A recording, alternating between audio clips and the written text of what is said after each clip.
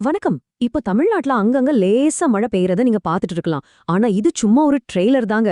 அடுத்த சில வாரங்கள்ல ஒரு பெரிய வானிலை மாற்றமே நடக்க போகுது. வாங்க அது என்னன்னு விரிவா பார்க்கலாம்.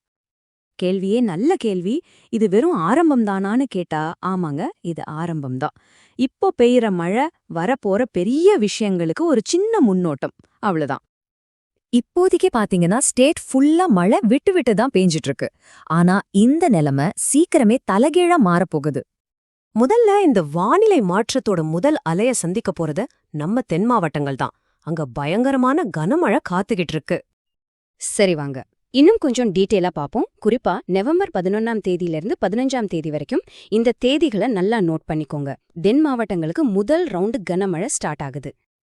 அப்போ எவ்ளோ மழை பெய்யும்னு கேக்குறீங்களா? கிட்டத்தட்ட 10லேருந்து 15 சென்டிமீட்டர் வரைக்கும். அடேங்கப்பா, இத வானிலை ஆய்வு மையம் மிக கனமழைன்னு சொல்றாங்க. இந்த ஒரு நம்பரே போதும் வரப்போற மழையோட தீவிரத்தை புரிஞ்சுக்க. இந்த முதல் கட்ட மழையில குறிப்பா 3 மாவட்டங்கள் தான் மெயின் டார்கெட். எதுன்னு பாத்தீங்கன்னா இராமநாதபுரம், தூத்துக்குடி, அப்புறம் திருநெல்வேலி. இந்த 3 மாவட்டங்கள்லயும் 100% மிக கனமழை பெய்யும்னு உறுதியா கணிச்சிருக்காங்க. சோ இவங்க தான் அதிகபட்ச பாதிப்பை சந்திக்க வாய்ப்பு இருக்கு. சரி, இந்த 3 மாவட்டங்கள்ல மழை ரொம்ப தீவிரமா இருக்கும். அப்போ பக்கத்துல இருக்கிற மாவட்டங்களோட நிலைமை என்ன? மதுரை, திண்டுக்கல், விருதுநகர், சிவகங்கை, இங்கேயும் மிதமானதிலிருந்து கனமழை வரைக்கும் எதிர்பார்க்கலாம். ஆனா அந்த 3 மாவட்டங்கள் அளவுக்கு தீவிரம் இருக்காது. ஓகே, ஒரு பக்கம் தெக்க மழை வெளுத்து வாங்க போகுது.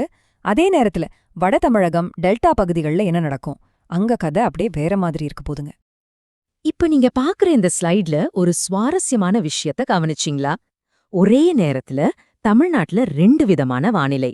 தெற்குல கனமழை கொட்டும்போது வடக்குல பெரும்பாலும் அமைதியாதான் இருக்க போகுது. இதுதான் அந்த முரண்பாடு.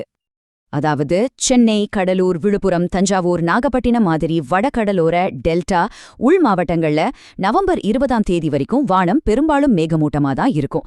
லேசா மழை தூறலாமே தவிர பெரிய வெள்ள பாதிப்புக்கெல்லாம் வாய்ப்பே இல்ல. சோ இப்போதைக்கு இங்க நிலைமை கண்ட்ரோல்ல தான் இருக்கு. ஆனா இந்த அமைதி ரொம்ப நாளைக்கு நீடிக்காது. இப்ப அமைதியா இருக்கிற இந்த பகுதிகளுக்காகவே மாச கடைசியில ஒரு பெரிய புயல் காத்துக்கிட்டு இருக்கு. அப்போ மாச கடைசியில என்னதான் நடக்கும்? இதுதான் இப்போதைய மில்லியன் டாலர் கேள்வி.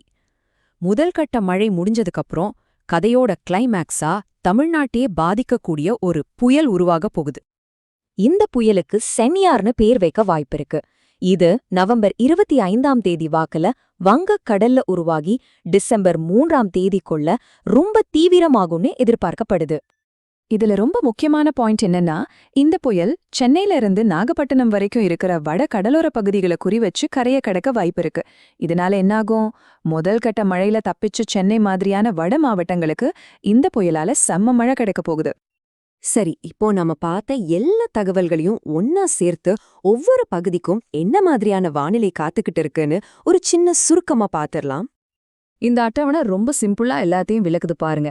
வரப்போற இந்த 2 கட்ட வானிலையில உங்க பகுதிக்கு எப்போ மழை, எப்போ அமைதிங்கிறத நீங்க ஈஸியா தெரிஞ்சுக்கலாம். தெற்குக்கு முதல்லையும் வடக்குக்கு 2ஆவதும் மழை. சரி, இவ்ளோ விஷயங்கள் பார்த்தாச்சு. அப்போ இதிலிருந்து நாம தெரிஞ்சுக்க வேண்டிய முக்கியமான விஷயம் என்ன?